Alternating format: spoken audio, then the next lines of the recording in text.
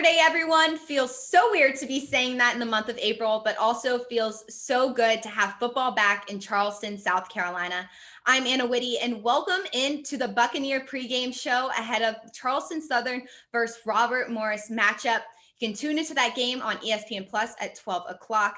Ahead of the game, I sat down with Charleston Southern head coach Autry Denson, Buccaneers quarterback Jack Chambers, and Colonial Hall of Famer and color analyst of Robert Morris football, Brian Cleary. We talked about the matchup, the newest addition to the Big South Conference, and the adversity both teams have faced to get to football Saturdays. So you can tune into that coming up next right here on the Buccaneer pregame show.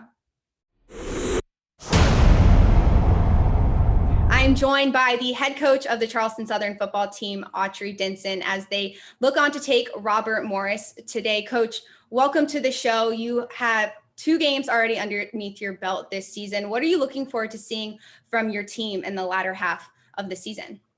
Actually, just to have our guys come out and play a complete game in all 3 facets of the game. So seeing offense move the ball and finish in the end zone, seeing defense come out and be really stymy and stout, and then seeing special forces get going, our special teams unit, to where they can complement. So we're just looking to play complementary Buccaneer football. Well, we're talking about football, competitive football in April of 2021. So how is game day preparation different in 2021 compared to 2019? You know what? The same thing they dealt with in the fall is just the COVID protocols and things of that nature. Mm-hmm. Football between the lines does not change. The preparation and everything that goes into it is what has changed. And although we've been in it for over a month now, it still is something that you still have to adjust to. And so that has been the biggest deal. But just getting to the game, again, is where the biggest adjustments are. Actually getting to game day is where we can all breathe a sigh of relief and just play ball. So when you're preparing for a game outside of practice and these meetings over Zoom, what are some things that you've seen and you're going to take away as a positive that you may use looking forward into future seasons? Well, in regards to meetings, we've had a mixture of both. I think the biggest takeaway, man, is development. And we always talk about developing our down the line guys, not just your starters. And with COVID and the different protocols and the testing, you really don't know who you're going to have available to play or available to coach. We've had games where coaches haven't been available. We have had games where players haven't been available. So the biggest deal is really just development. From a standpoint of making sure that the next man up mentality, that's really happening sooner than later, and having those guys ready to go, so that if you get a test back on Thursday, you're finding out on Thursday afternoon that a guy that's been practicing for 3 days is not going on Saturday. So being able to just adjust and get that next guy ready to go out and perform on Saturday. How do you get your players to view this season in a different light, going off of what you just said, in a different light when it comes to the next man up mentality, when it's very real in 2021? Well, you don't have to motivate them when they have a reference point. They see it happening. They see guys practicing, and all of a sudden, because of close contact, because of a positive test, guys getting pulled out of the rotation to play and then being put in isolation and quarantine. So, I guess the positive is that you don't have to convince them because they're living it. And so guys are, going about preparing to the best that they can under the circumstances that they have, so that we can go out and play on Saturday. And this is the first time your program will ever face Robert Morris. As the head coach, how do you prepare differently, or what's the preparation like to face a team that your staff nor your roster has ever faced before? From a preparation standpoint, the thing that is what we're trying to do, and as we continue to build our culture, is that you want your preparation to be the same. You want it to be about you and your guys, not about who you're playing. No offense to Robert Morris or anyone else that you ever play, but your preparation begins and ends with you, because those are the things you can control. And I'm sure they're saying the same thing over there, and every other coach is echoing the same sentiments. You want your preparation to be consistently consistent, because the things you can control, which are your guys, your coaches, your game plan, your execution, those are the things you want to take into Saturday, and those are the things that are going to allow you to experience victory. Now, this season, how are you different as a coach in 2021 compared to the coach you were before March 2020? You know what? I would like to, not just as a coach, I want to say that at first I'm a man of God and a father and all the different roles we play. So I just think as a child of God, we are constantly trying to evolve and grow more into who God has called us to be. So how am I different, man? I'm more patient. I'm hope that I'm more in love with Christ today than I was a year ago. And as a result of that relationship with him, I pray that I'm just a better man for him, and I'm better able to serve these young men, serve these coaches, serve this university, and serve this Charleston community better now than I was a year ago. Now that you have been through 2020 and a little bit of 2021 and you've stepped on the field twice now, has there been a moment that you've looked at your team during a game and been like, wow, what we went through and the adversity and all of what 2020 brought us has really helped us in this specific area execute better?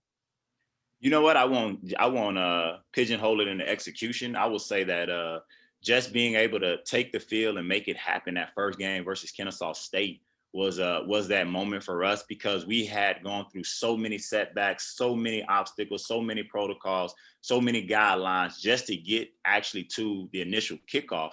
And one of the things we do, Anna, is that every year we're motivated by love and not by hate. And let me clarify that. So often you hear athletes saying, man, I worked hard to prove my haters wrong, right? I want to prove those who doubted me wrong. Well, I feel love is stronger than that. And so what we do is we have a season dedication at the beginning of every year. And it's where we focus on our whys. We want to honor those people that believe in us. We want to honor those people who have invested in us. So as opposed to proving our haters wrong, we really go out of our way to honor those who've already made an investment into us. And so just the fact that we were able to be blessed to play the game against Kennesaw, to play against Monmouth, and now to play again against Robert Morris, one of our whys was we wanted to honor those football ministries across the country, those young men, those coaches who were denied the opportunity to compete in the fall or the spring. So the aha moment was the fact that we were able to play and that we're able to play. And we're so appreciative of that, that there's no way that we can't complain, that we can't be appreciative. And so that's our why, right? Honoring those who can't and honoring God for providing the opportunity. So how does that change your posture when you approach a game or just stepping into the football facilities when you aren't trying to prove the haters and you're trying to work for those who support you? Uh, Again, your motivation is to go out and to honor God. When we talk about our standards, is to honor God with our effort and our attitude and leave the results up to Him. Our posture doesn't change based upon anything other than our culture of who we are as a football ministry. Now, Robert Morris didn't put up a point against Kennesaw State last week. How do you want your defense? What areas can your defense attack to be successful today?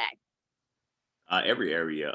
No, all that means is that they're that much more hungry and that they are working specifically for getting off to a fast start, getting their offense in the end zone early and often. So all that means is that we got a very angry, very motivated opponent on offense that wants to come out and play really good, sound offensive football. And then we got an opponent on defense that's looking to show out and prove that they shouldn't have gave up 35 points. So the motivation by them is through the roof. What we have to do is match that motivation times two, and then just come out again and play our game. All we want to play is Buccaneer football.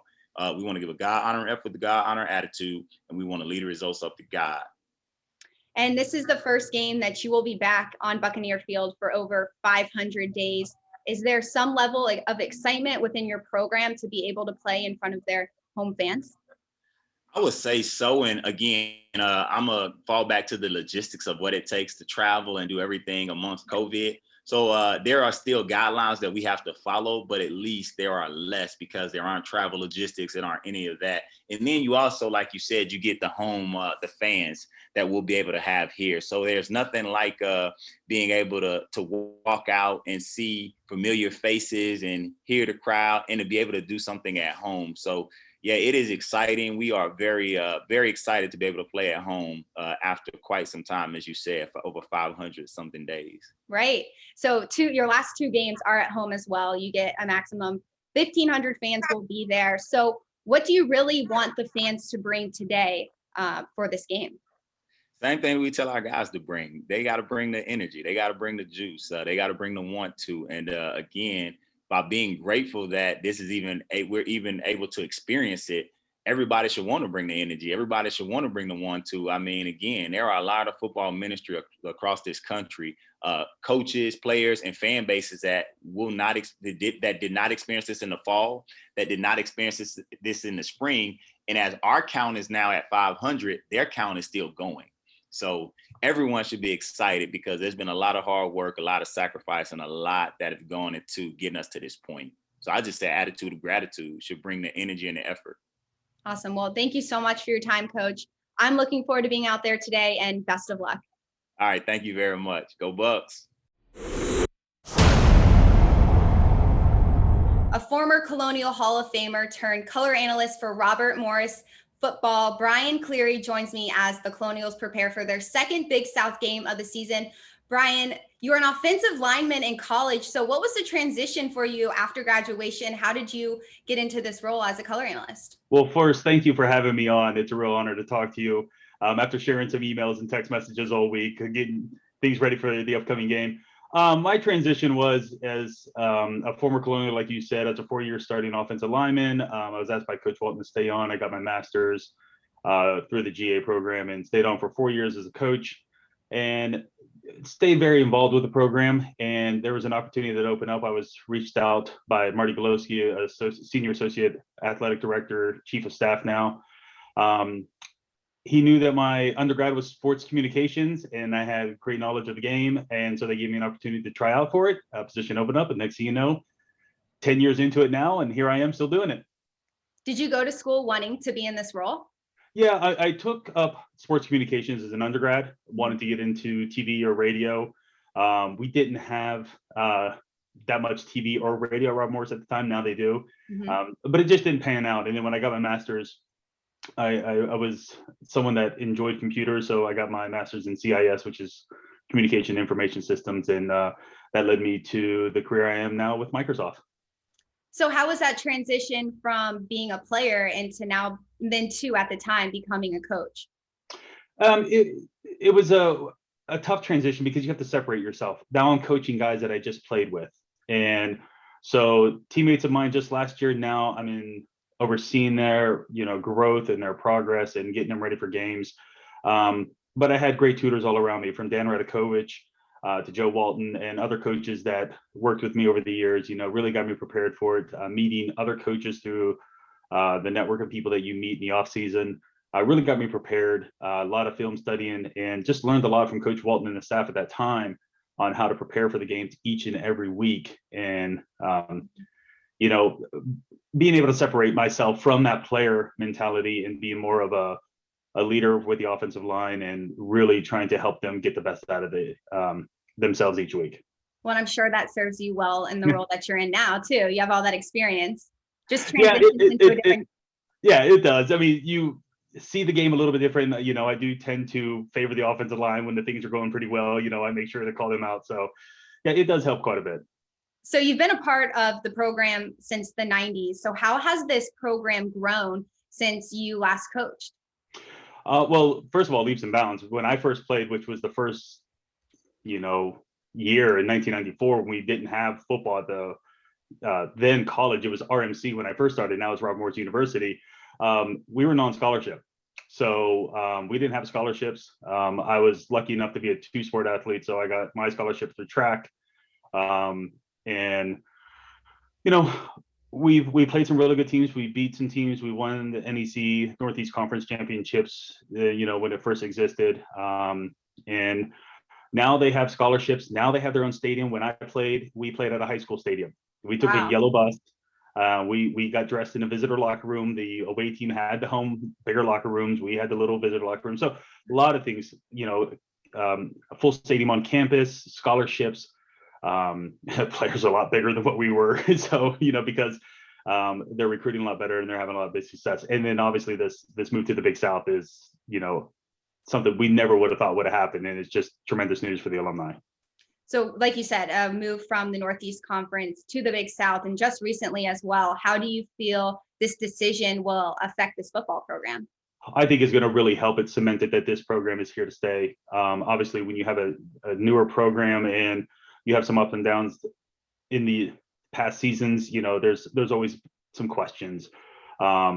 And them moving to the Big South and taking on that challenge and really growing this program is just going to really mean that Robert Morris is moving in the right direction for not only football, for all their athletic programs. That Chris King, the new athletic director, is really shaping the direction of athletics at Robert Morris, and he's doing a great job leading our different programs in the right direction to be successful at bigger levels. And Coach Clark has been a part of the program, has been the coach for the past 3 years. Where do you see this program going underneath Coach Clark's leadership? Only up. For those individuals that are lucky enough to spend time with Coach Clark, I mean, he is just someone that brings the best out of these young players, out of his staff. He cares so much about each individual, whether it's a starter, whether it's a new person. He wants to make better players, better people, better fathers for down the road. And, these players really have bought into it, and he has changed the culture. It reminds me of when I played. The team is so close. They really fight for each other on and off the field. So, I mean, he has been a breath of fresh air in this program. So what has changed about the culture, and what has he brought in that's worked so well for the Colonials? He's really got them believing in themselves. I mean, I go back to his first year when they played James Madison and they lost 73-7. And then fast forward that 2 years later, they lost, 36-16. That game was tied 16-16 at halftime at then the number 2 team in the nation. And now they're number 1 in some polls. Now, unfortunately, against Kennesaw State, it didn't pan out as well because they had a month layoff. But he has these young men believing in themselves, no matter who they go against, that when they step on the field, they can, challenge anybody and play with them. And that's going to roll over into the classroom and outside of college as well. When these young men move on to whatever is after Robert Morris for them, they're going to be ready. And a lot of new transfers have joined the Colonials as well, especially offensively with the wide receiver DeAndre Hicks. How has these transfers really impacted this program? Yeah, DeAndre Hicks coming from McNeese State, and then Robinson from Rutgers. Two really great individuals that have been cornerstones for the wide receivers. I think one of the missing pieces for Robert Morris over the years was having that true number 1 wide receiver. And what I mean by that is someone that you can count on when the game's tight, that you want to get the ball in their hands, especially when you need to convert on a third down. You can trust that the quarterback is going to make the right throw and that individual is going to make that tough catch. And Robert Morris has been, I think, a little lacking in that sometimes. And with these two individuals, especially Hicks, I think they finally found their 1-2 punch at wide receiver, something that's been missing. And they've come in using their experience at different schools, being able to buy into the culture here as well. But they also bring something with them in terms of what others have done, and they bring that work ethic, with them too. And it rubs off on the younger players a lot. So what do you see in Hicks and Robinson and Martin's relationship on the field? Well, you could see it really growing, right? I mean, it's one of the things that I've alluded to a lot is the challenge that these student athletes have had to overcome in this spring season. Before, when you come into camp in August, it's just 100% football. You wake up, you go to breakfast, you go to practice, siesta, practice, meetings, and then bedtime. Now these young student athletes are juggling school full time, waking up, going to classes, and now juggling football on top of it and a season. So it's been a rough transition, but you can see that Martin is really trusting those two individuals and his other wide receivers as well. The great thing about Martin is he has the experience. He's been in the system for 3 years now. You could tell that he is very confident out there. He has a big arm. When he sets his feet, he delivers it. Those wide receivers are right there in the right place. So it's only just going to get better and better as they continue playing more games together. And the conversation of COVID has been something we've talked about for the past year. And as a reporter, I'm kind of tired of talking about it, but We're talking about football in April. So, what else are we going to talk about? But yeah, exactly. Yeah. So in what ways has Robert Morris really overcome or seen adversity when it comes to this whole COVID thing? Well, I think that for every program, especially one like Robert Morris, you have to be agile in terms of your practices, right? You never know from day to day or week to week, who could be tested positive or been exposed to someone who has, and that could be inside or outside of the program. So you have to be flexible with practices, making sure you have the most efficient time of the players' time and getting the most out of them at the limited time they have. So, you might not have all your players for a full practice. So you have to come up with creative ways, and not only creative to keep the players engaged, but let them have some fun too. This is a tough time for everybody. So Robert Morris has done a really great job with, adjusting things on making things more 7-on-7 in terms of only passing, lightening up on the pads, having some fun with some different things on tackling, so it's great to see the players, not only just, but the coaches as well. And having to pivot sometimes too. Got to pivot. On that. And this will be the second game of the Robert Morris in the Big South, opposed to also having to play football in April. What should be the Colonials' biggest focus today? I think today for them, they have to have a little bit more consistency on offense. It's ever since that first half of James Madison, it's just been a little bit of inconsistency, not really putting some points on the board that help their defense. I'm hoping to see a little bit more consistency behind the strong offensive line they have with 4 returning starters last year, and they got Hayden Barron at true freshman right guard, who's came in very highly touted, and let Elijah Jackson just run a little bit, take some pressure off Martin, slow down that pass rush that they'll see today, and really just go to their strength, which I think will be the offensive line and running game. And the Kennesaw State game, the offense, like you've been talking about, they didn't put up any points. So how does this team make adjustments to make sure they get off on a better start today? I really don't think they have to make big adjustments. I think they just got to stick to their game plan. And between the James Madison game and the Kennesaw State game is almost a month off. So it's almost like starting all over again. And when you go from playing the number 2 team in the country to the number 7 team in the country with a completely different style, and that with Kennesaw State, they run that triple option, they run it so well. They're so incredibly fast on defense, and there's a reason why they're so highly ranked in the country. So I think for Robert Morris, I think they just need to stick to their game plan. It allows some success. And,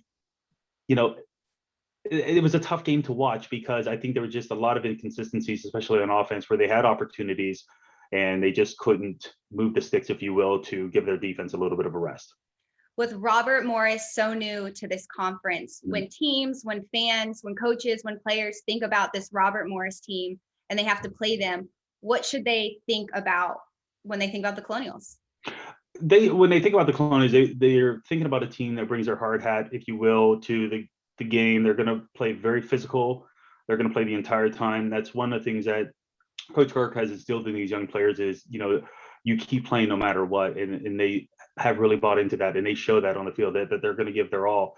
And remember that for those that don't know, Coach Clark came from the Miami Hurricanes, the U, and he brings that swagger to the sideline as well. He's right there for the good and the bad. And that's what I love, that when someone does something bad, he's not in their face. He wraps her arm around, he talks to them, he gets them to understand. And then, when someone makes a great play, he's the first one off the sidelines, jumping into their arms and things like that. So, they're going to play very physical defense, be sure tacklers, and, they're going to pound the ball on you, and they're going to try to rely on their offensive line, and they're going to play physical the entire game. Well, I'm so excited to have Robert Morris in this conference, just to get to know you guys and the players and the coaches more. It seems like an awesome program. Thank you so much for coming on the show, Brian, and have fun on your call today. Well, thank you very much. Good luck to you. And I thank you for, again, the time, and good luck to you as well. Joined by the starting quarterback on the Buccaneers roster, redshirt junior Jack Chambers. Jack, welcome to the show. 2 games under your belt this season. What is it like in the locker room in 2021 compared to 2019? Oh, thank you, Anna. Thank you for having me. And it's a big difference because now we're adjusted and everyone knows it's like something that we're not used to. So we've all had to really bond. Like that's what the summertime was for. We were bonding as a unit. We weren't able to be with each other. So it was all over Zoom stuff, getting to know new guys, staying in touch with the teammates that were already there. And it's just, I feel like we've grown closer as a family, and it's just different. But I mean, I think it just brought us together and hopefully making us a better football team. What areas has it been a positive experience for you and the team? Just recently, just competing wise. Mm-hmm. Like guys know, like you want to work for your brother. You don't want to let them down. So you want to compete and work harder. And that's one thing I think like recently we've done a lot better. So you didn't get the results you wanted in your first 2 games. What kind of adjustments as a leader are you helping your team make as you look forward to the last 2 games? I mean, just keep fighting, keep working. Each game we've seen glimpses of what we could be, and we just haven't executed to the full potential. So just got to keep working, keep grinding, and make sure like we're doing the right things, because the little things matter. And that's what we noticed, like some of the small things that are happening maybe in practice are showing out there in the games, and that's things we need to work on. What are those glimpses that you're speaking of?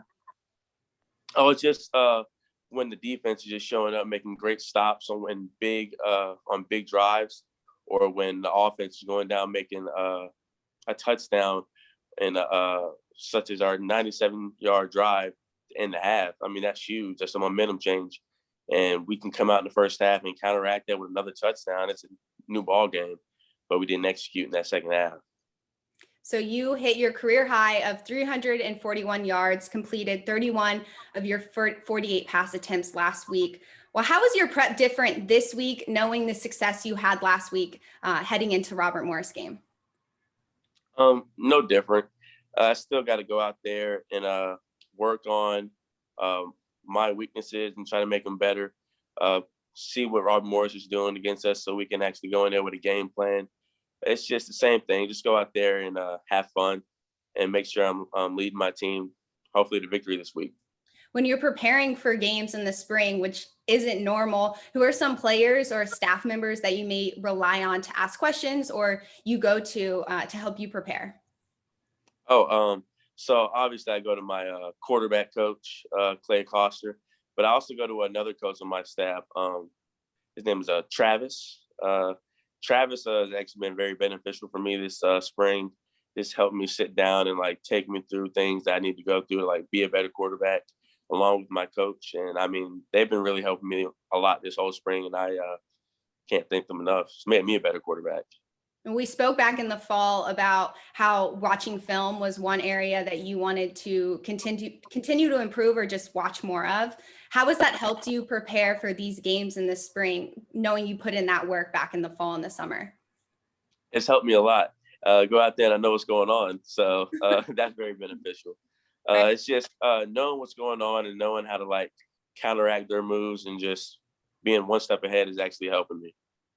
And last question for you. It's been 504 days since you guys stepped foot on Buccaneer Field to play another opponent.